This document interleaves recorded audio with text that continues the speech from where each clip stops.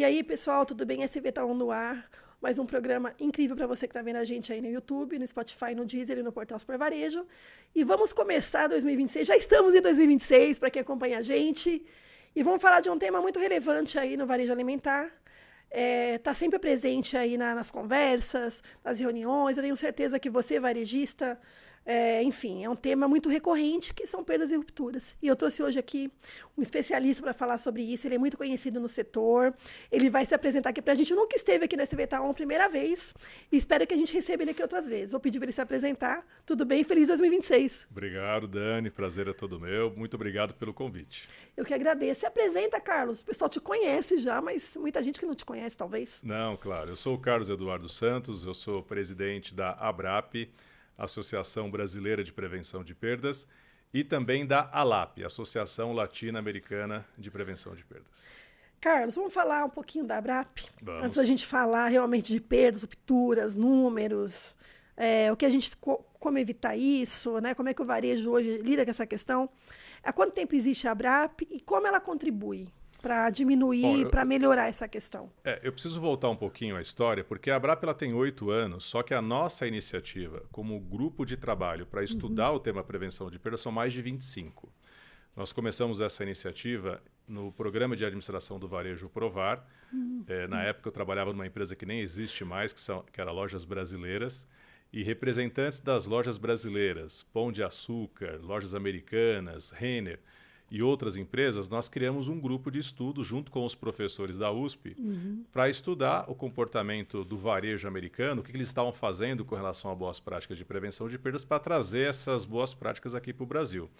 Aí foram longos anos realizando estudos, pesquisas, até que há 8 anos atrás nós criamos então a ABRAP. Eu sou o primeiro presidente, com muito orgulho. E a nossa entidade hoje ela tem uma representatividade muito grande. Nós somos mais de 10 mil associados. Nossa. Temos parcerias com a APAS, né, que realizamos inclusive eventos juntos, mas também com outras associações de supermercados regionais também, parcerias com outras entidades como a Abrafarm, enfim. Nós estamos hoje atuando para disseminar a cultura, para potencializar o lucro e ajudar as empresas a ter melhores resultados. Quem se associa, Carlos ABRAP? Só A pessoa entender. física, a pessoa física. Por exemplo, no caso do supermercadista, seria a pessoa física, não é a empresa. Até o ano passado, o nosso associado era a pessoa física. A partir desse ano, isso é uma novidade, Olha, né? As empresas também se tornarão associadas 2026 como mantenedor. agora. Isso começou agora, está começando agora em janeiro. Então, o nosso associado passa a ser também pessoa jurídica, no caso, supermercados e outras entidades de varejo que tenham interesse de ter uma participação junto com a gente e contribuir com a entidade. E além no caso dos varejistas, das bandeiras, das supermercados, das redes, com 1, 2, 3, né? Enfim, 10 lojas, não importa o tamanho, né? Ele pode se associar. Não importa. Hoje a nossa diretoria estatutária e o nosso conselho é formado, né, por diversos segmentos, mas principalmente o supermercadista. Nós temos representantes, por exemplo, do Pão de Açúcar, do Carrefour, né, do Sonda Supermercados, do Condor, de diversas outras empresas que fazem parte de um conselho formado por 50 gerentes ou diretores de prevenção de perdas e também a nossa diretoria estatutária, que são 12 diretores. A minha dúvida é, empresas de tecnologia também se associam? Não. As pessoas que trabalham em empresas de tecnologia, sim. Pessoa física. Agora, a pessoa física. Agora, a pessoa jurídica, CNPJ, somente varejista. Entendi, Carlos. Com a dica aí, né? A gente acho que entendeu bem. Vamos falar um pouquinho, qual que é a diferença, Carlos, entre perda e ruptura? Parece a mesma coisa, mas eu acho que não é, né? Não. Ali, qual é a diferença de um para o outro? São duas dores e que impactam diretamente no resultado e são temas prioritários hoje dentro do varejo alimentar.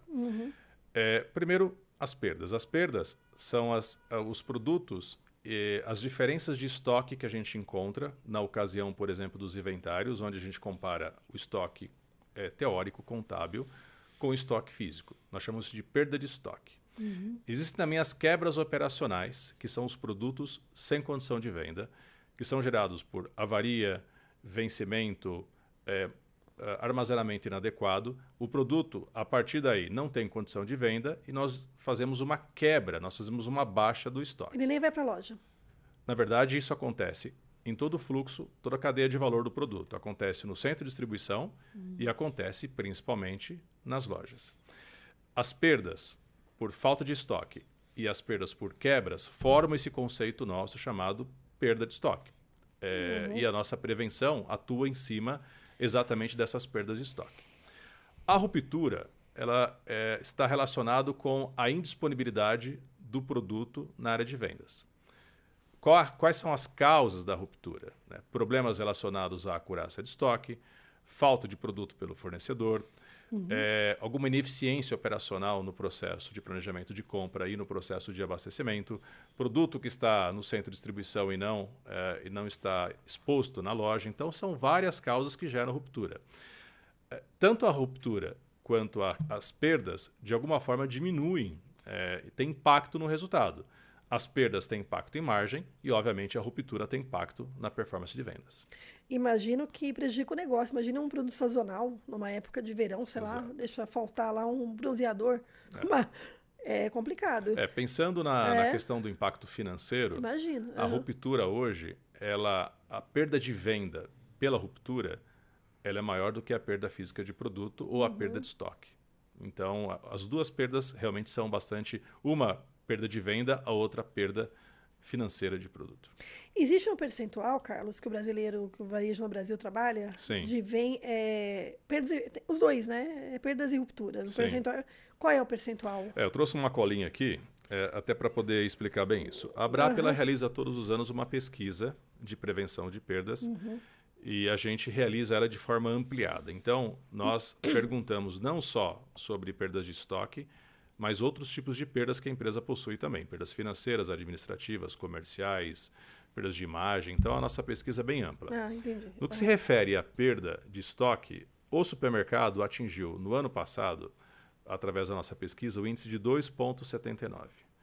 Se a gente for parar para pensar que índices que são divulgados pela própria Abras, de margem de lucro, por exemplo, entre 2% e 2,5%, muitos supermercados, infelizmente, possuem um percentual de perda maior do que a margem. Então, daí você já vê o tamanho da oportunidade. Com relação à ruptura, nós temos dois conceitos de ruptura. A ruptura comercial, que é o produto que não se encontra na loja, através dos meios que você obtém para identificar isso, que, por exemplo, o inventário físico ou ferramentas de gestão. Essa ruptura comercial no supermercado foi de 7,78. O que quer dizer isso? Nossa. Que a cada 100 produtos, 7,78, 8% dos produtos não se encontram na loja. Okay? E nós temos um outro conceito na ruptura, que é a ruptura operacional, que é o produto que está exposto, ou melhor, o produto que está armazenado no estoque, mas não está exposto na área de vendas. Então, é um problema mais gerencial da loja. Essa ruptura foi de 7,66. Somando as duas rupturas, nós temos, então, um índice de 15,44. O que quer dizer isso? A cada 100 produtos que o cliente procura no supermercado, 15 ele não encontra. Aí, cada produto tem, e cada fornecedor tem, cada cliente tem a sua característica de como é que de comportamento. Tem alguns que não encontram um produto, eles vão procurar um produto similar. Outros que são fiéis a uma marca, se não encontrar o produto, você perde venda. Quem nunca passou por isso, né? Eu passei por isso esses dias, tá? Não vou falar, né? Saí de uma loja, fui lá comprar um produto X, não tinha. Porque meu filho só consome aquele X, aquele sabor. Aí eu tive que sair, que eu vou direto nele. Se não tem, eu fui para outro lugar. Alguns estudos dizem que perder um cliente um cliente fiel hoje pode representar um prejuízo na ordem acima de R$200 mil, que é o consumo que uma família inteira terá. É a frustração, fora a frustração, porque um retrabalho, você vai num lugar para resolver a sua vida ali, e não tem, você fala, poxa, eu vou ter que sair daqui e comprar aqui, depois comprar outro lugar? Não, eu vou direto a outro lugar. Né? E esses índices que você falou, Carlos, mundialmente, existe uma comparação? A gente está... No Brasil é parecido? É a média mundial? A gente não tem os dados de ruptura internacional. Né? O que nós temos hoje são os dados de perda e a gente tem um número muito parecido hoje com a média do mundo. Hoje a média do mundo, aí não olhando para supermercado, está entre 1,5 e 1,8. O que é esses percentuais? São todos comparados sobre o faturamento líquido da empresa, que é o faturamento bruto, menos impostos, menos devoluções, é o faturamento líquido. Então, esse percentual de perda, que é a perda a custo, sobre esse faturamento líquido, são esses percentuais que eu acabei de mencionar aqui agora no caso da perda. E o Brasil está dentro da média do mundo. Mas a gente está dentro da média. Mas existe qual seria o percentual ideal? Existe? Olha, essa conta?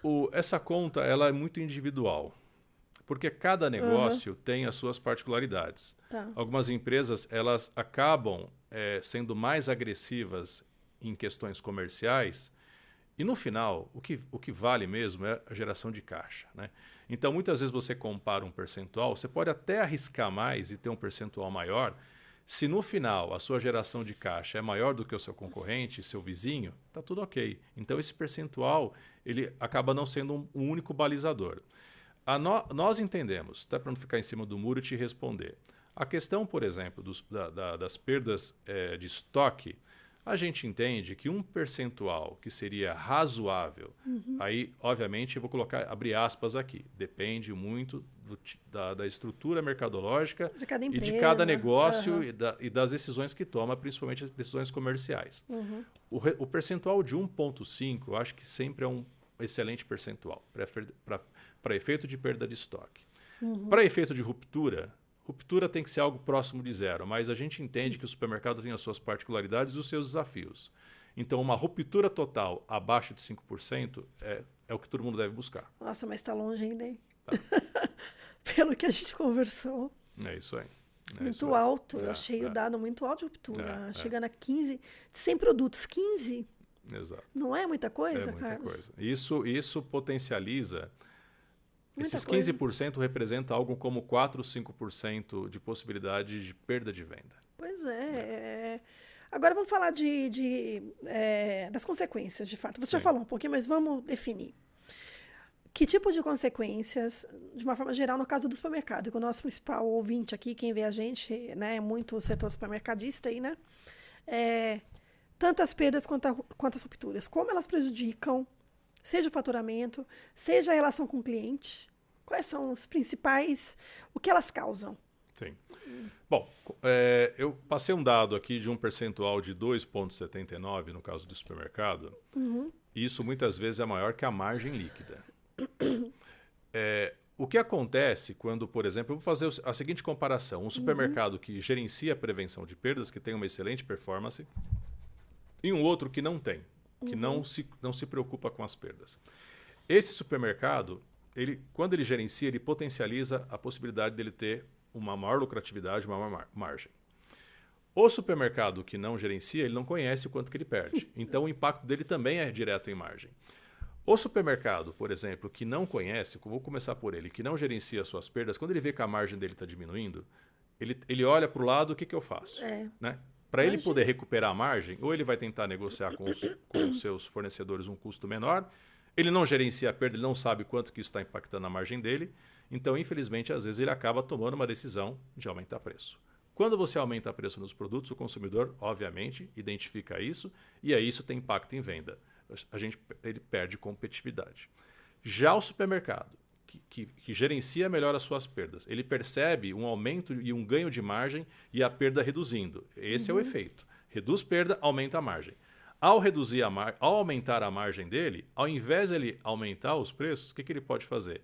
Ele pode ser mais agressivo, fazer mais descontos, fazer mais promoções, vai aumentar o fluxo de clientes nas lojas, vai aumentar a venda, vai gerar mais caixa, e ele vai ter uma condição maior de expansão, de abertura de novas lojas, de gerar empregos, né, de não tomar dinheiro no mercado para gerar maior lucro para a empresa, gerar maior lucro para o negócio dele.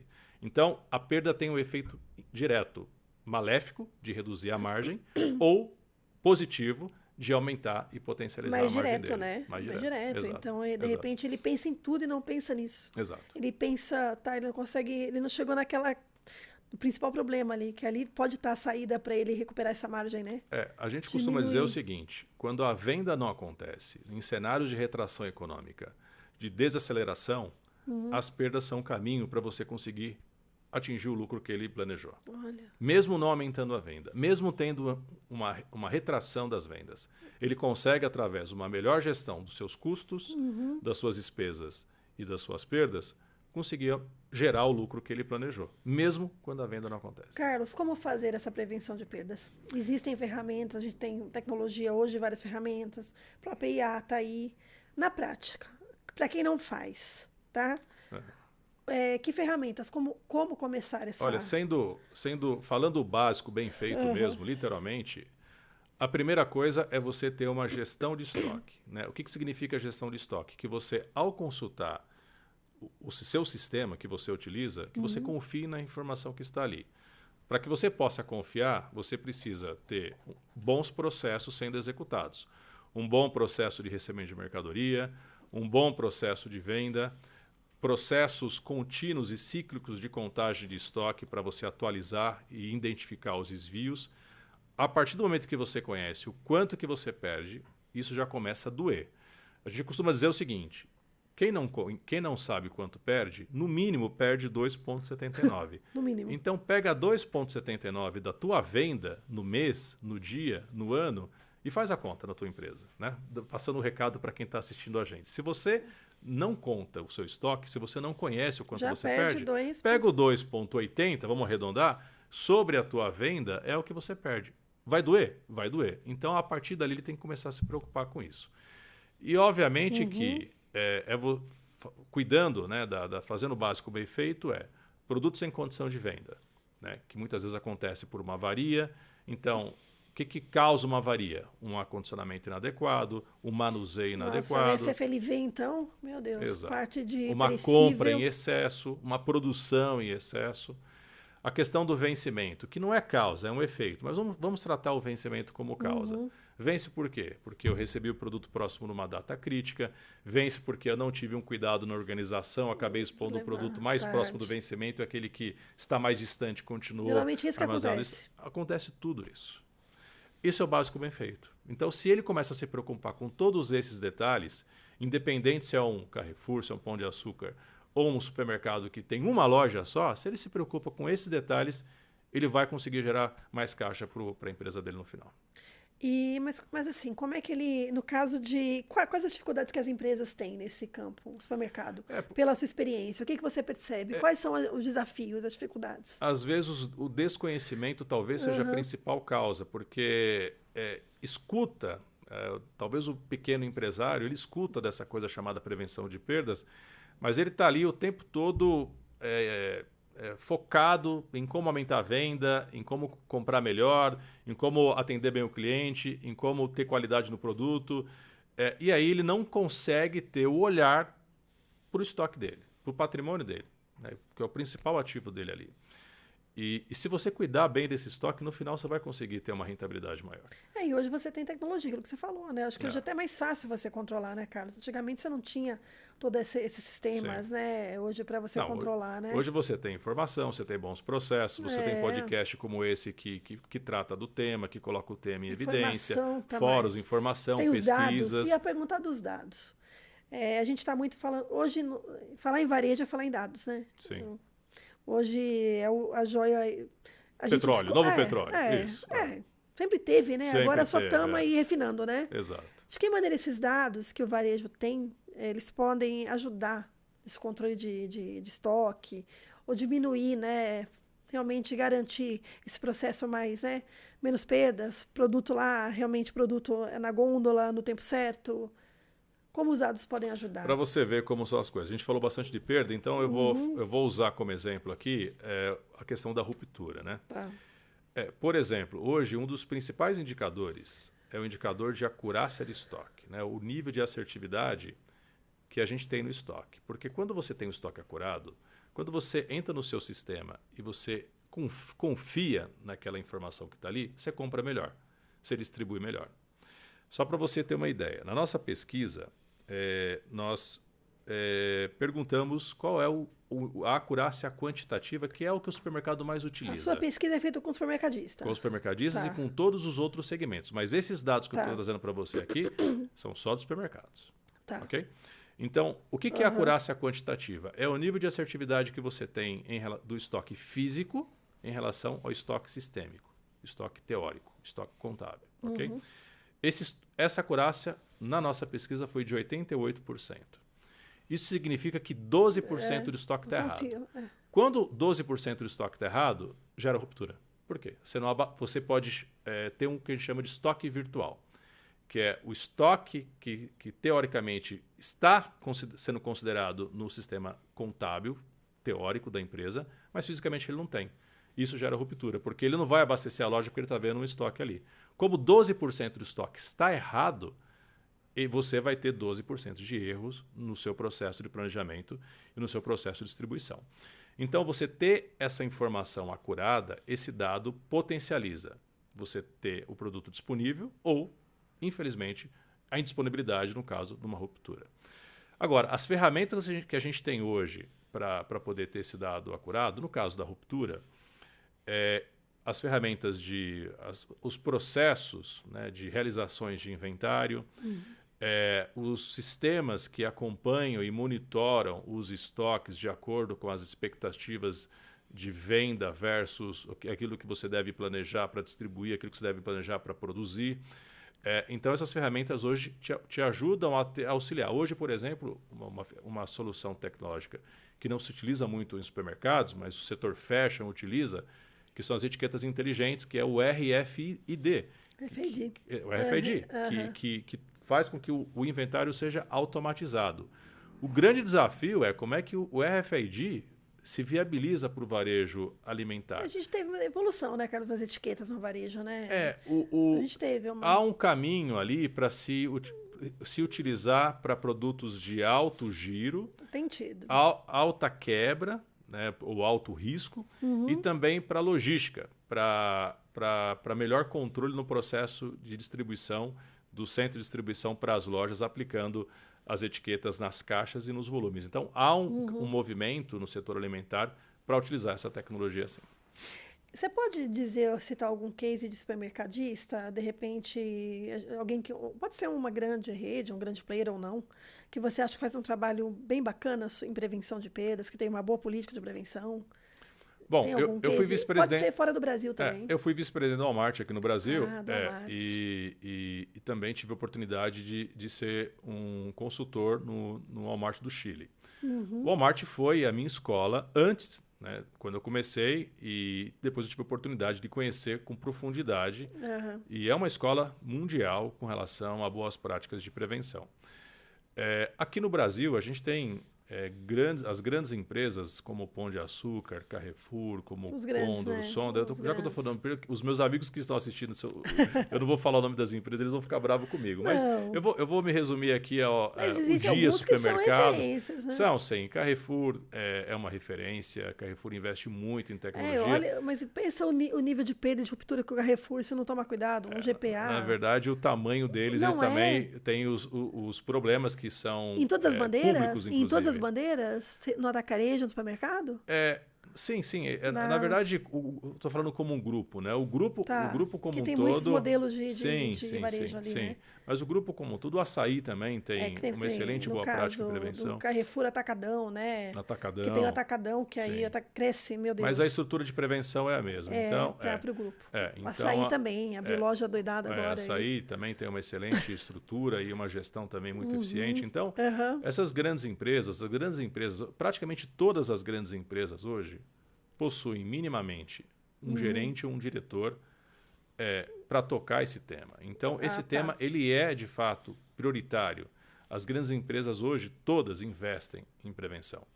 Algumas mais, outras menos, algumas com uma estrutura um pouco mais madura, outras com uma estrutura ainda caminhando, com oportunidade.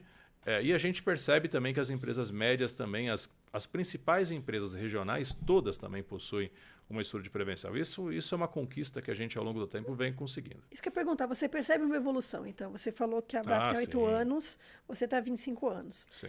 Quando você lembra lá no começo, você percebe que o varejo alimentar, o supermercado, ele entendeu a importância de realmente ter uma política de prevenção, de existir uma evolução realmente? Eu sou um dos primeiros gerentes aqui no Brasil, né? um dos primeiros executivos com esse título de prevenção. Já no Walmart você já tinha essa... Não, no Walmart foi recente, foi uma experiência que eu tive na década anterior.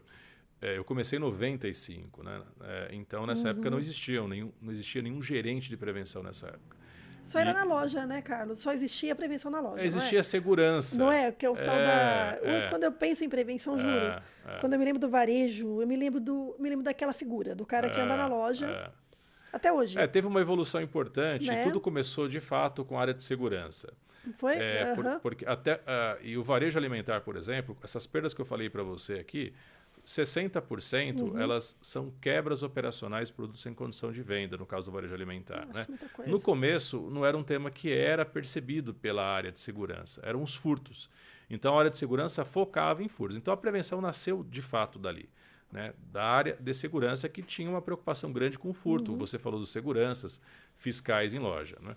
Com a evolução, as empresas se profissionalizaram, começaram a investir em estrutura, começaram a melhorar os seus processos internos, trouxemos para cá também muita metodologia. E aí, obviamente, hoje o cenário é diferente. Hoje as empresas têm muito mais estrutura e a gente realmente percebe essa evolução. E a gente está começando 2026, e você que está vendo a gente, estamos gravando aqui, né? No comecinho do ano, não sei quando você vai ver a gente, no meio do ano, o ano que vem, enfim. Mas acho que esse tema ainda vai estar sempre em alta, né? Qual vai ser a bandeira de vocês esse ano? Qual vai ser o foco do trabalho da ABRAP? O que precisa melhorar nessa questão das perdas e rupturas aí entre as empresas aqui no varejo ainda? Fala aí, vamos falar desse ano. A gente vem defendendo uma bandeira estratégica há bastante tempo na ABRAP, né? Que esse tema deixou de ser um tema operacional e passou a ser um tema que deve ser tratado de forma estratégica nas empresas. Nós defendemos algumas bandeiras. Uma delas é o conceito de perda ampliada. Essas grandes empresas, muitas delas já possuem um nível de perda residual, que é o menor nível de perda aceitável, porque nós nunca teremos perda zero. Perda zero é quando você pega um produto como esse e coloca dentro do armário.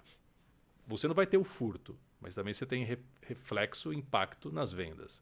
Então, a gente inclusive é orientado a não confinar produto. Isso só em última situação. Acho horrível. Né? A gente coloca realmente o cliente no centro de tudo. E não é uma ação que atende uma expectativa de cliente um produto confinado. Essa é a última coisa que a gente tem que fazer. Mas a nossa expectativa é que a área de prevenção possa ter uma atuação mais transversal na empresa. Atuando não só na perda de estoque, mas também em outros tipos de perdas que a empresa também possui, em outras oportunidades. Por exemplo, a perda comercial. A ruptura, embora a gente está tratando aqui, é um tema de responsabilidade da área comercial e da área de operações. Você vai pensando nisso. A prevenção não atua em ruptura. Ela não atua de uma forma protagonista, ela apoia. E a gente tem orientado que ela atue de forma protagonista, principalmente através dos inventários físicos. Mas nós temos perdas administrativas, gastos de água, luz, telefone, energia. Se você pegar as principais linhas de despesa do RE, geram ali um impacto significativo na última linha. E atuar em cima dessas despesas também é uma responsabilidade da área de prevenção. De novo, prevenção para nós ampliada é cuidar para todos os tipos de despesas que a empresa possui, no sentido de reduzir, os custos, no sentido também de reduzir, e, obviamente, as perdas da empresa. Entendi. Essa é uma das nossas bandeiras. E para 2026 vai ser feito um trabalho... A gente vai continuar realmente orientando e direcionando e, obviamente, disseminando a cultura para essa posição mais transversal. A gente também tem trabalhado muito uma questão de gestão de mudanças. Então, prevenção é cultura. Então, se é cultura, você tem que ter ferramentas de gestão de mudança para que você possa romper objeções. Há um exercício muito simples, né, para você identificar se realmente existe uma cultura de prevenção numa loja. O quanto de engajamento e o quanto de conhecimento um gerente tem e como é que ele trata esse tema, como é que ele cascateia para o teu time. E como é que esse time conhece o impacto que as perdas têm. Esse é um ótimo indicador para você avaliar se realmente o tema é prioritário naquela loja. Então, a gente quer trabalhar as lideranças bastante, a gente quer realmente disseminar isso, que o papel do líder é muito importante para que você possa realmente ter sucesso. Se ele estiver engajado, você tem ali metade do caminho já percorrido. Viu, Carlos? Quando a gente fala agora das áreas internas de cada empresa, de cada rede, por exemplo, o comprador. Sim. O cara está ali, está falando com a indústria, que faz a Sim. compra ali, ele é muito importante, né? Assim Claro. como o operacional na loja. Claro. Né? Como é que vocês envolvem, no caso, os compradores? Como é Sim. que a empresa pode capacitar? Sim. E o time operacional? A gente está falou do FFLV, né? Sim. É a maior, realmente, perecível, é onde acontece, ainda é, né? E grande parte das perdas são causadas pelo processo de compras, é isso mesmo. Como que vocês, como trabalhar essas duas, tanto parte comercial, que eu falo quem faz o comprador, né? Sim. Como realmente quem é operacional lá na loja, né? Tá. Ali no supermercado. Essa é uma excelente pergunta. Pelo seguinte, como é que você tira a responsabilidade de quem não é responsável? E aí eu vou falar uma coisa que pode não soar muito bem para grande parte das pessoas que estão nos ouvindo. A gente gosta disso, depois rende os cortes, né, Bruno? A área menos responsável pelo resultado da perda se chama prevenção de perdas. Ela não compra, ela não vende, ela não armazena, ela não distribui, ela não produz. Na verdade, é uma área de monitoramento, uma área responsável por fazer um diagnóstico e uma área para poder direcionar planos de ação para melhoria. Agora, cada área, se fizer bem o seu trabalho, a causa raiz da perda é você executar com eficiência o seu trabalho. É você comprar melhor, é você armazenar melhor, é você expor melhor, é você abastecer melhor. Tudo isso, se cada um fizer, cada um entender a sua responsabilidade, você vai conseguir no final ter um resultado de perda menor.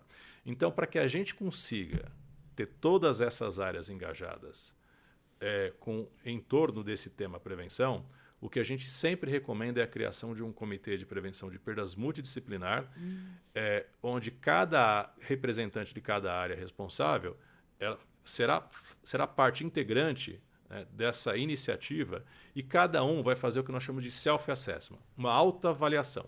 Quais são as causas da área que eu sou responsável, comercial, operações, logística, abastecimento, price, enfim. Cada um vai fazer uma autoavaliação para identificar as causas que ela gera de perdas para a empresa, o que ela vai fazer e que prazo que ela vai implementar. Se a gente criar essa rotina, tanto na parte estratégica como cascatear para a loja através das reuniões de piso, onde na reunião de piso eu vou falar qual foi o impacto da perda no dia anterior, quais foram as áreas responsáveis, cada um vai dizer por que ele acabou contribuindo para a perda, o que ele vai fazer para melhorar. Se a gente conseguir ter esse estratégico, tático operacional funcionando, não tem como a gente não conseguir reduzir as perdas da empresa. E só para fechar, se o assunto prevenção de perdas não é especificamente de uma área, mas é corporativa da empresa, a gente também recomenda que todo mundo tem remuneração variável, né? Pelo menos as lideranças das empresas têm remuneração variável. O indicador de perda deve fazer parte da avaliação de desempenho de todo mundo. Pode ter um peso diferente de acordo com a representatividade de cada área nesse tema. Mas a gente sempre recomenda que o indicador de perda faça parte da remuneração variável, da avaliação de performance dos líderes da empresa. Nossa, dicas ótimas. É bom vocês anotarem, né, Carlos? E levar, eu acho que é meio que uma bíblia, sabe assim? Achei muito bom. E entre os setores do supermercado, vamos lá para a loja mesmo, né? A gente falou muito aqui da FFLV, realmente é onde tem o maior número de perdas? Hoje nós temos a gente divide setor de flores. Nossa. Quem trabalha com flores hoje... Agora é FFLV. Flores, frutas, legumes. Né? Mas separando, flores é o setor que apresenta hoje o maior índice de perdas. Aí nós temos temos FLV, aí nós temos açougue, aí nós temos padaria, às vezes a padaria na frente do açougue, mas os setores de perecíveis, eles acabam de setor de produção dentro da loja. E aí quando você produz, por exemplo, os cortes, se você trabalha já com caixaria, você tem um nível de perda menor. Quando você produz e tem desossa, e aí você também tem perda no processo de rendimento. Esses são os piores setores, de fato. Nossa, com perdas de 2, 3, 4, 5, 8%. De flores é porque é um produto que tem pouco tempo de vida útil ali, né? Tem que ser, tem que ser muito assertiva naquela compra ali, naquela... Tem uma margem maior, né? Mas tem um índice de perda bastante considerável. Carlos, a gente falou de muita coisa. Você quer deixar aí algum recado para quem está vendo? A gente vamos aqui para o final, então.